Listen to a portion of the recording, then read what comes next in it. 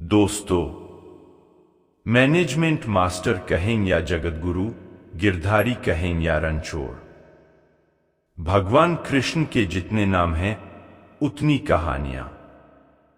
जीवन जीने के तरीके को अगर किसी ने परिभाषित किया है तो वो कृष्ण है। कर्म से होकर परमात्मा तक जाने वाले मार्ग को उन्हीं ने बताया है। संसार से वैराग्य को सिरे से नकारा, कर्म का कोई विकल्प नहीं, ये सिद्ध किया। कृष्ण कहते हैं, मैं हर हाल में आता हूं, जब पाप और अत्याचार का अंधकार होता है तब भी, जब प्रेम और भक्ति का उजाला होता है तब भी। दोनों ही परिस्थिति में मेरा आना निश्चित है। कृष्ण से सीखें कैसे जीवन को श्रेष्ठ बनाया जाए। 10 बातें हैं जो अगर व्यवहार में उतार लीं तो सफलता निश्चित मिलेगी। एक का शुरू से अंत तक जीवन संघर्ष ही है।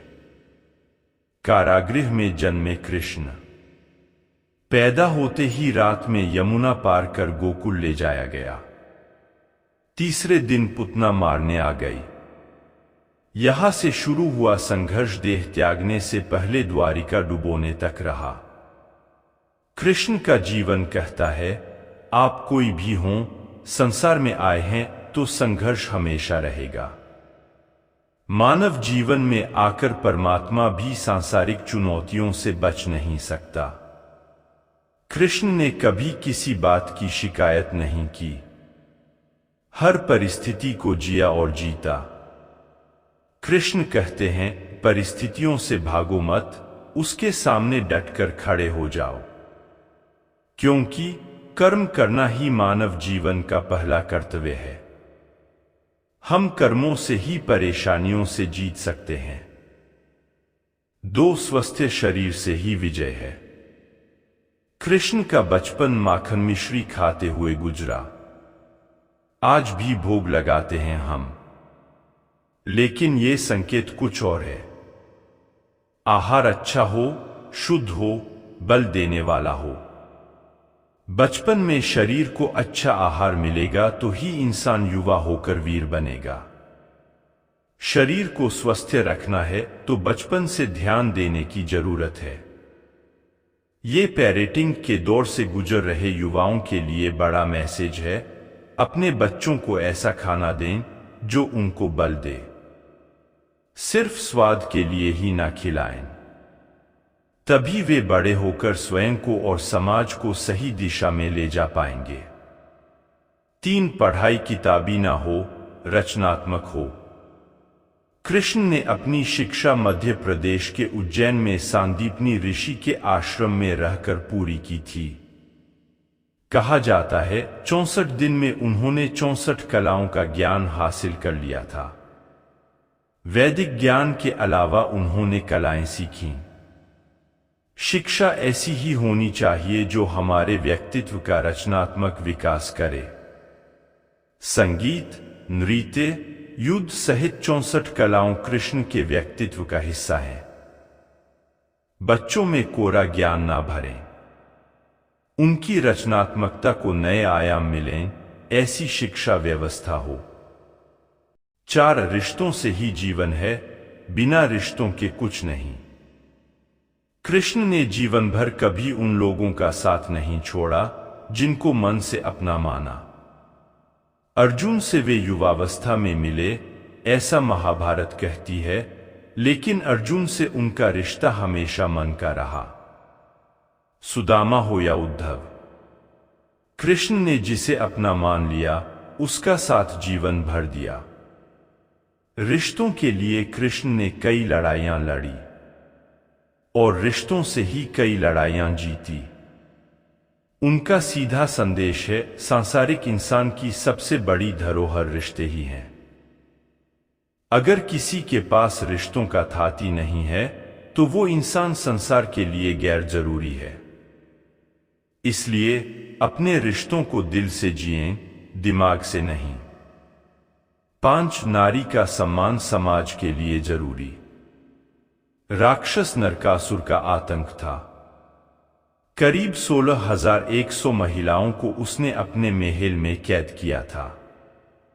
महिलाओं से बलात्कार में उसे सुख मिलता था। कृष्ण ने उसे मारा, सभी महिलाओं को मुक्त कराया, लेकिन सामाजिक कुरीतियां तब भी थीं। उन महिलाओं को अपनाने वाला कोई नहीं था। खुद उनके घरवालों ने उन्हें दूषित मानकर त्याग दिया। ऐसे में कृष्ण आगे आए, सभी 16,100 महिलाओं को अपनी पत्नी का दर्जा दिया।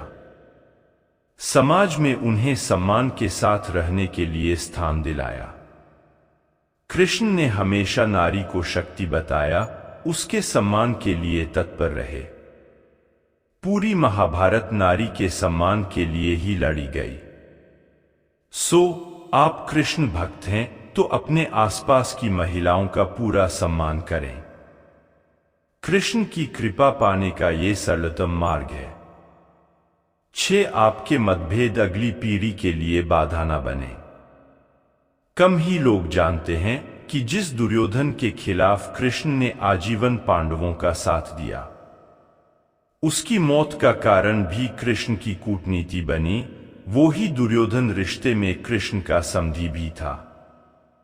कृष्ण के पुत्र सांब ने दुर्योधन की बेटी लक्ष्मणा का अपहरण करके उससे विवाह किया था, क्योंकि लक्ष्मणा सांब से विवाह करना चाहती थी, लेकिन दुर्योधन खिलाफ था। सांब को कौरवों ने बंदी भी बनाया था। तब कृष्ण ने दुर्योधन को समझाया था कि हमारे मतभेद अपनी जगह हैं, लेकिन हमारे विचार हमारे बच्चों के भविष्य में बाधा नहीं बनने चाहिए। 2 परिवारों के आपसी झगड़े में बच्चों के प्रेम की बलि ना चढ़ाई जाए। कृष्ण ने लक्ष्मणा को पूरे सम्मान के साथ अपने यहां रखा। दुर्योधन से उनका मतभेद हमेशा रहा, लेकिन उन्होंने उसका प्रभाव कभी लक्ष्मणा और सांब की गृहस्थी पर नहीं पड़ने दिया। शांति का मार्ग ही विकास का रास्ता है। कृष्ण ने महाभारत युद्ध के पहले शांति से समझौता करने के लिए पांडवों और कौरवों के बीच मध्यस्थता की। हालांकि दोनों ही पक्ष युद्ध लड़ने के लिए आतुर थे, लेकिन कृष्ण ने हमेशा चाहा कि कैसे भी युद्ध टल जाए। झगड़ों से कभी समस्याओं का समाधान नहीं होता है। शांति के मार्ग पर चलकर ही हम समाज का रचनात्मक विकास कर सकते हैं। कृष्ण ने समाज की शांति से मन की शांति तक दुनिया को ये समझाया कि कोई भी परेशानी तब तक मिट नहीं सकती जब तक वहां शांति ना हो, फिर चाहे वो समाज हो या हमारा खुद का मन। शांति से ही सुख मिल सकता है, साधनों से नहीं। 8 हमेशा दूरगामी परिणाम सोचें। महाभारत में जुए की घटना के बाद पांडवों को वनवास हो गया। कृष्ण ने अर्जुन को समझाया कि ये समय भविष्य के लिए तैयारी करने का है। महादेव शिव, देवराज इंद्र और दुर्गा की तपस्या करने को कहा। कृष्ण जानते थे कि दुर्योधन को कितना भी समझाया जाए, वो पांडवों को कभी उनका राज्य नहीं लौटाएगा।